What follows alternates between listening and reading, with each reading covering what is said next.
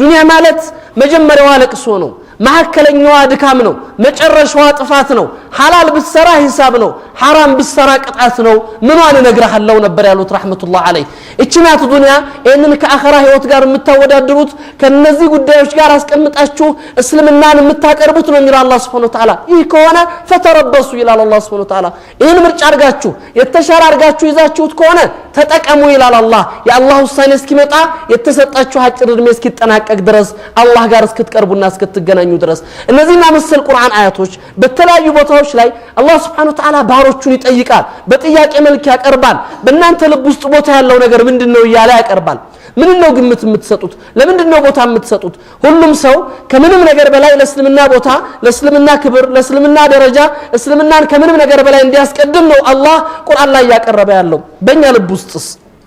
ምንድነው ቦታ የተሰጠው በእኛ ልብ ውስጥ ምንድነው ቦታ ያለው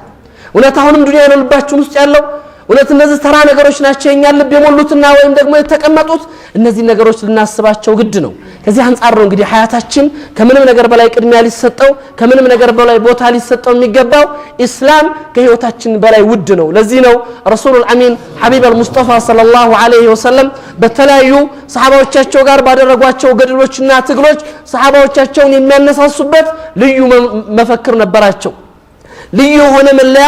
ለሰዎቹ እንደ ታፔላ ሆኖ የሚወጣ የሰዎች ሞራል የሚቀሰቅስ የሰሃባዎችን ልብ የሚያነሳሳ ነበር አንዱ ማዕረካ ላይ ነብዩ እንደመፈክር ከመረጡት ውስጥ ምን ነበር ዲኑከ ዲኑክ ለህመከ ወደሙክ እስልምና ከደምህና ከስጋህ ውድ ነው የሚል መፈክር ነበር ይሄ ዲንህ ከዚህ ካጥንትህ ውድ ነው ከደምህ ውድ ነው ከስጋህ ውድ ነው ከምንም ነገር በላይ ውድ እንደሆነ እንድታስበው ሰሃባዎች አይሳሱለትም ነበር ያን መፈክር እየተመለከቱ ያን የነብዩ ቃል ይያዩ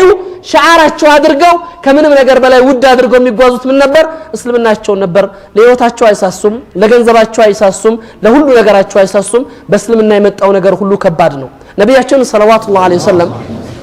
ኡር ጦርነት ላይ የተከሰተውን ነገር ታውቃላችሁ ብዙ ሰሃባዎች ያለቁበት ትልልቅ የሆኑ የእስልምና ምርጥና ብርቅዬ ልጆች የተሰውበት እና ሐምዛ ኢብኑ አቡ ጣሊብ እና አብዱላህ ኢብኑ ሐራም እና ሙስዓብ ኢብኑ ዑመይርን የመሳሰሉ ትልልቅ ሰዎች ሐያታቸውን ለእስላም ያስቀደሙበትና ከምንም ነገር በላይ መስዋዕትነት የተከፈለበት ብዙ መከራ የታየበት የነብዩ ሰለላሁ ዐለይሂ ወሰለም ለሐያት ለአደጋ የተጋለጠበት ወቅት ነበር የሁድ ማዕረከተ ለሁድ በጣም ከባድ ፈተና የታለፈበት ነበር የነብዩ ሪባኢያ ተሰብሯል የነብዩ ጥርሳቸው ተጎድቷል የተለያየ አደጋ ደርሶባቸዋል ፊታቸው በጦር መከላከያው ተበስቷል ጉድጓድ ውስጥ ወድቀዋል ይሄ ሁሉ ፈተና ይሄ ሁሉ መከራ አልፏል በዚህ ጊዜ ምንድን ነበር የተወራው ሸይጣን ያስወራው ወሬ ወይም ደግሞ ነፃ ያደረገው خبر ነበር ያን خبر ምን ነበር ነብዩ ሙተዋል የሚል ነበር ነብዩ ሙተዋል የሚል ቃል ተሰማ የነብዩ ሞት በሰሃባዎች ልብ ውስጥ የሚፈጥረው ከባድ ክፍተት እንዳለ ይታወቃል ለነብያቸው ያላቸው ክብር ቦታ ደረጃ እንዲህ የሚጠቀስ የሚገለጽ ስላልነበር ሰሃባዎች ተደናገጡ ሰሃባዎች የሚገቡበትን አጡ ጨነቃቸው ሁሉም ሰው ፈራ ነብዩ ሙተዋል እየተባለ ሲወራ ግማሹ ጦርነቱን ጥሎ የተቀመጠ እንዳለ ይታወሳል ግማሹ ጦርን ትቶ ቁጭ ብሎ የሚያለቅስ ሰው ነበር በዚህ ሰዓት ነበር አነስ ኢብኑ ነድር የተባለ ወጣት ሰሃቢ እና አብዱላህ ኢብኑ መስዑድን የመሳሰሉ ትልልቅ ሰሃባዎች ሰይፋቸውን ጥለው መሬት ላይ ተቀምጠው ሲያለቅሱ አይቷቸው ማእጅለሰኩም ያ አብዱላህ ምንድነው ያስቀመጣችሁ ሲላቸው ማተ ረሱላህ ነብዩ ሞቱ ምን እንደምናደርግ ግራ ገባን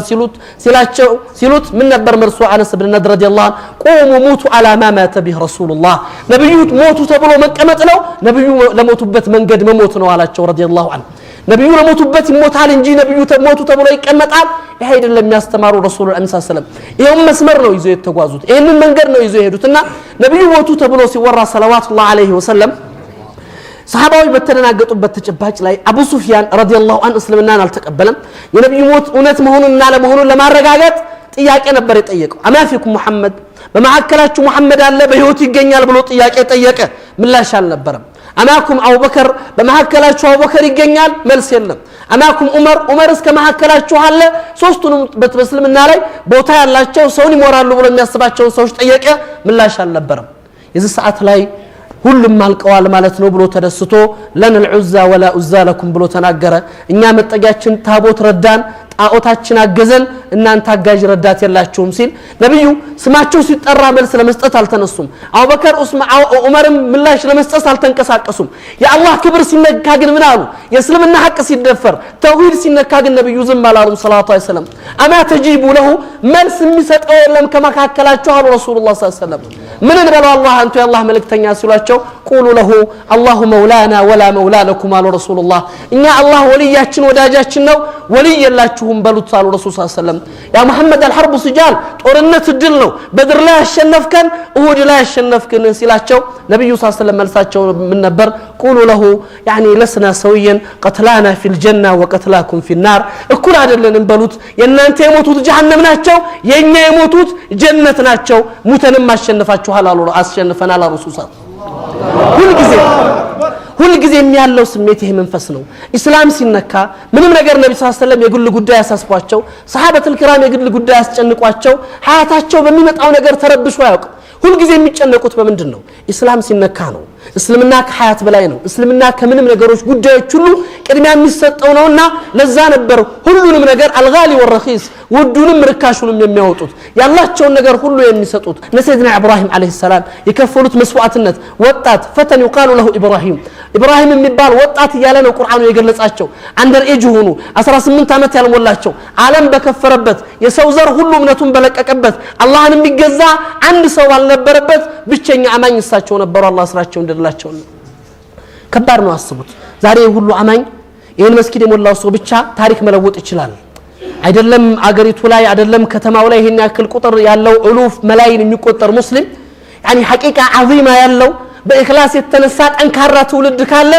ሰው አላህን ይዞ ሰው ተውሂድን ይዞ ሰው አላህን ተፈርቶ ማን ነው ሊጎዳው የሚችለው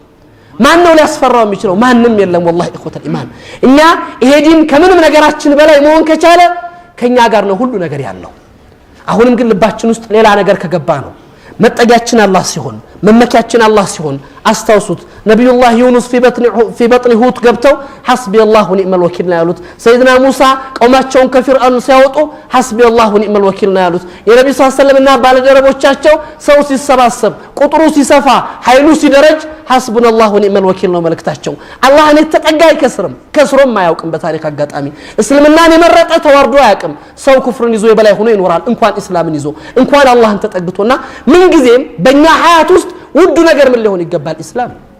የሰይድና ኢብራሂም አስተምሮትም ይሄ ነው አላህ ነማጅ البشري የሰው ልጅ ምሳሌ አድርጎ ቁርአን ላይ ካቀረባቸው ለኡመት መሐመድ ታላቅ ምሳሌ ሆነናል ተብሎ ከተገለጹት መሰሎች ወይ ምሳሌዎች ውስጥ ሰይድና ኢብራሂም የመጀመሪያውና ትልቁ ናቸው እድሜያቸው ከ18 አመት በታች ሆነ ወጣት ዓለም በካደበት ሰው ሁሉ በከፈረበት ጊዜ ብቸኛ አማኝ ሆኖ እርግጠኛ ሆኖ ሲኖር አስቡት ኢኽወተ ኢማን ያለ ምንም ፍርሃት ያለ ምንም ጭንቀት እንዴት ብለህ ነው የምትፈራው እስላምን ይዘህ እንዴት ብለህ ነው የምትጨነቀው እስላምን ይዘህ ለየትኛው ሐያት ግልጽ ነገር አለ መሞት ካለብህ يعني መሳሪያ መነሳት አያስፈልገውም ትንኝ ትበቃለች አንተ ይታወቃል አጀልህ ከተወሰነልህ ሰው መሞት ካለበት አይቀርም ሰይድና አሊ ኢብኑ አቡ ጣሊብ የሚናገሩት ነገር አለ መታፈሩ من الموت ይላሉ መቼ ነው ከሞት ማፈገፍገው ምሸሸ ይላሉ والله ለመሞት የምችልበት ነገር ምክንያቶች አሉ ይላሉ አላህ ያደረጋቸው ቀደር ከተወሰነበት ሞት አለ ተብሎ ከተወሰነብኝ ብሸሽ አላመልጠውም ይላሉ ካልተወሰነ ደግሞ መሸሻ ያስፈልገውም ይላሉ ስለዚህ መቼ ነው ሞትን የሚሸሸው ስለሸሽህ የምታመልጠው ስለፈለከው የምታገኘው ነገር አይደለም እኮ ሁሉም በቀደር የሚሄድ ነው